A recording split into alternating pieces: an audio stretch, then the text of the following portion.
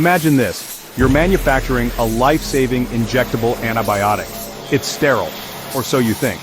But one tiny lapse in aseptic technique, invisible to the naked eye, could lead to patient harm, product recalls, or even fatalities. In pharmaceuticals, clean is not enough. It must be sterile and contamination-free.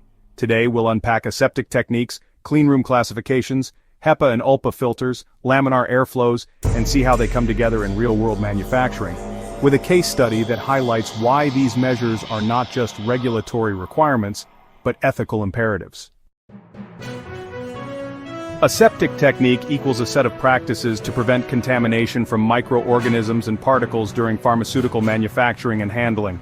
Core principles include personnel hygiene and gowning, sterile gloves, masks, goggles, full-body coveralls, controlled environment, clean rooms with air filtration and pressure control, minimal human intervention, use of automation and isolators where possible, proper material transfer through airlocks, pass boxes, and double-bagged supplies.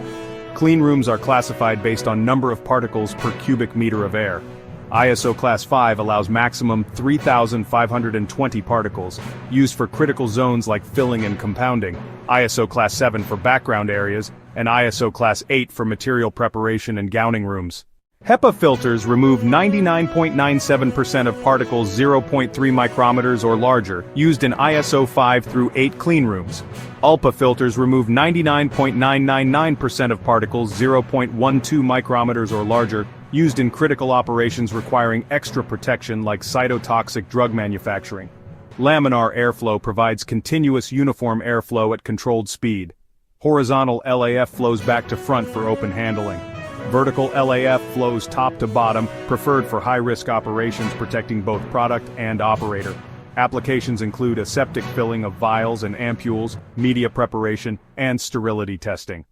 Regulatory compliance through FDA, EU GMP, and WGMP require validated aseptic environments for patient safety, preventing pyrogenic reactions, sepsis, and therapeutic failures.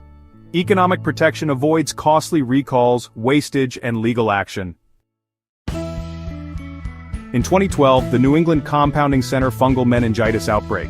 Contamination of injectable methylprednisolone acetate due to poor cleanroom maintenance, non-functioning HEPA filters, and inadequate aseptic practices. Impact: over 750 cases, 64 deaths across the U.S. Lesson: even minor deviation in environmental control can have catastrophic consequences. In aseptic pharmaceutical manufacturing, there are no shortcuts. Every particle filtered, every gown worn correctly, every cleanroom pressure maintained. It's all part of a chain of safety that ends at the patient's bedside.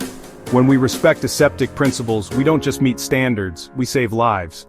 This video is brought to you by EduDose, curated by Dr. Satish Polshettiwar. For more educational content,